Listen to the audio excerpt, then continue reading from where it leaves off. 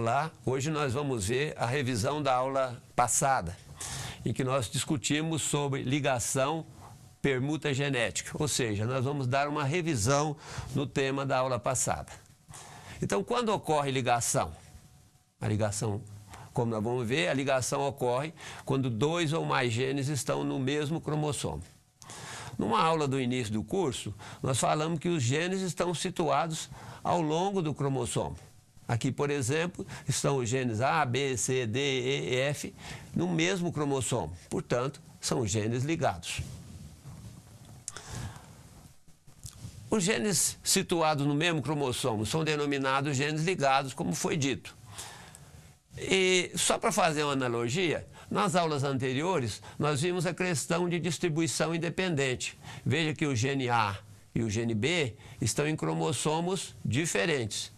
Já no caso da direita de vocês, o gene A e B estão situados no mesmo cromossomo.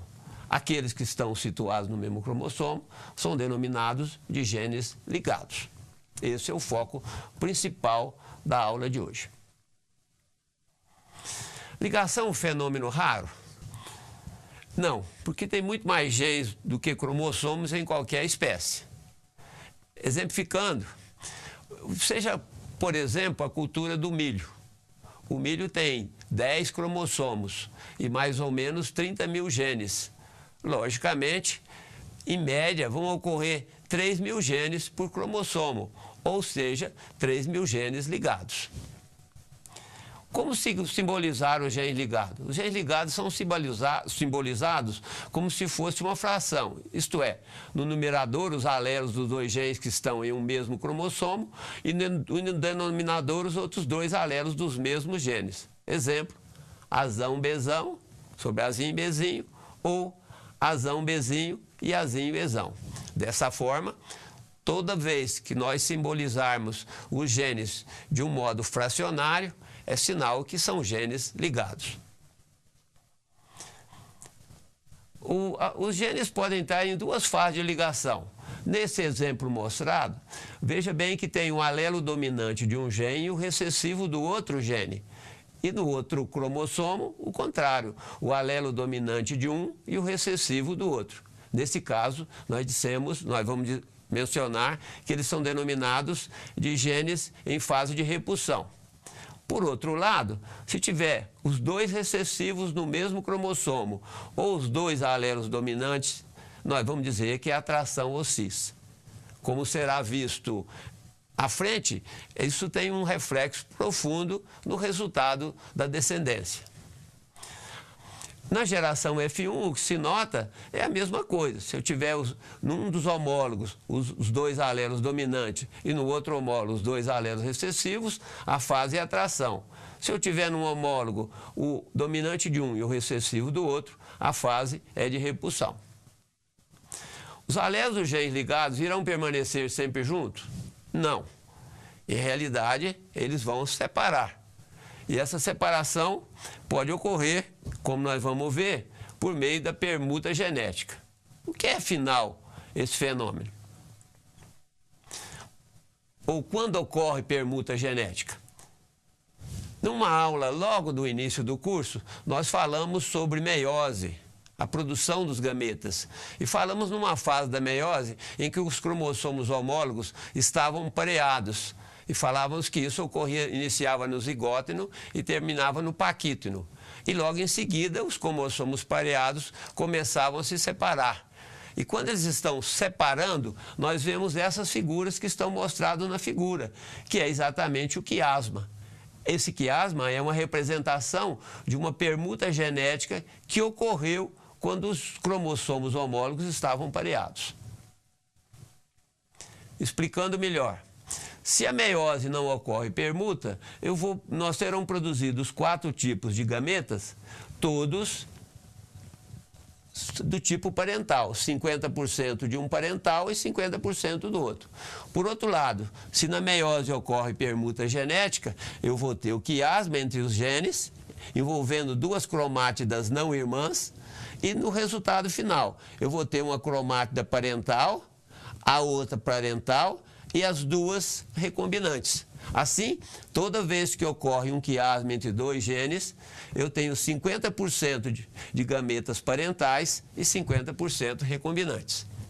Vamos exemplificar melhor. Vamos supor uma situação em que eu tenha essa célula, dois genes ligados em atração, ocorra 40% de quiasma e 60% das células sem quiasma. Nas 40% que tem quiasma, nós vamos ver uma permuta entre os genes A e B, e nas outras não. Dessas que tiveram permuta, vão ter duas cromatas não permutadas e duas permutadas. E aqui, sem quiasma, 100% de gametas do tipo parental. Exemplificando com 100 células novamente, 40 com quiasma, 60 sem quiasma. Como nós vimos em aulas passadas, toda vez que tem uma meiose, cada célula-mãe dá origem a 4 células filhas. Então, se eu tiver 40 células, 40 vezes 4, 160. Essas 160 que tiveram quiasma vão dar 40 de cada tipo. Azão, Bzão, Azão, Bzinho, Azim, Bzão, Azim, Bzinho.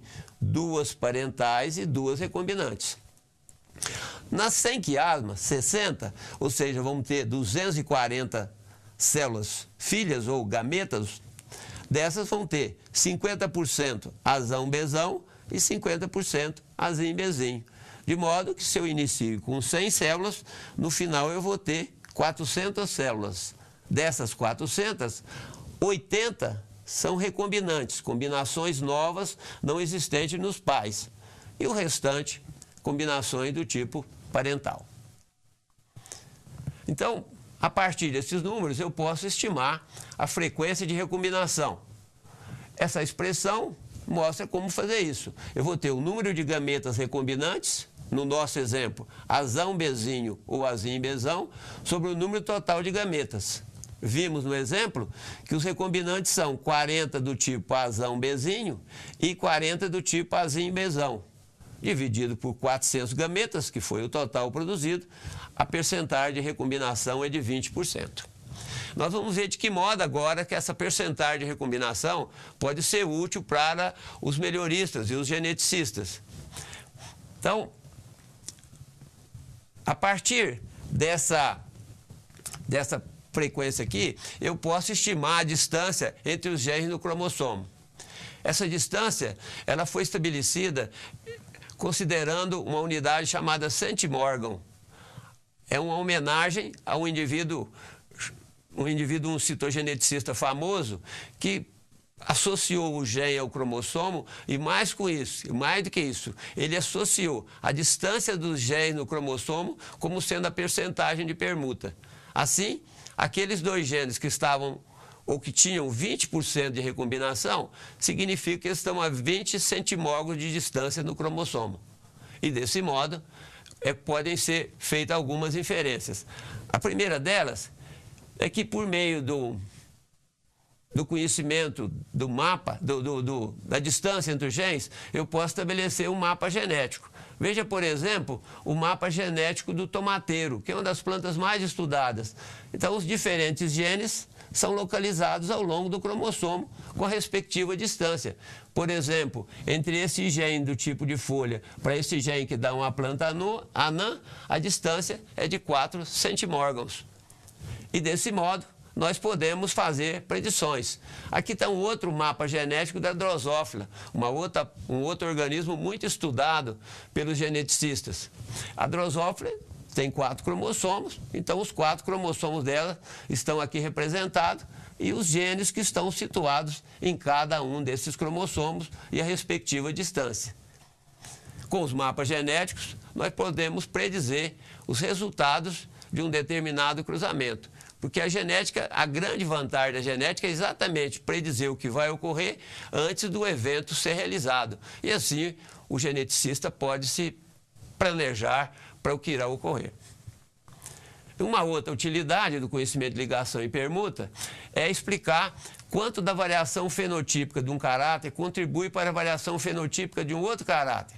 Exemplificando, vamos imaginar que uma determinada cor da flor é associado com a resistência a um patógeno. Por meio Se for um gene ligado, eu posso dizer qual a frequência de recombinação entre eles. E, em função disso, eu posso medir o grau de associação entre os dois caracteres, a cor da flor e a resistência ao patógeno. E usar a cor da flor como um mecanismo para se proceder à seleção sem mesmo ter a ocorrência do patógeno. Essa associação genética entre dois caracteres é tanto maior quanto mais próximos os genes estiverem no mesmo cromossomo. Quanto mais próximos estiverem os genes ligados, maior vai ser a associação entre os dois caracteres. Maiores aplicações desse fenômeno nós veremos em aulas futuras. Bom, agora nós vamos passar um exercício para que vocês possam, utilizando o campo virtual, responder. E a partir dessa resposta de vocês, nós vamos ver qual foi a eficiência dessa nossa videoaula. Maiores aplicações da ligação e permuta serão vistas em temas futuros.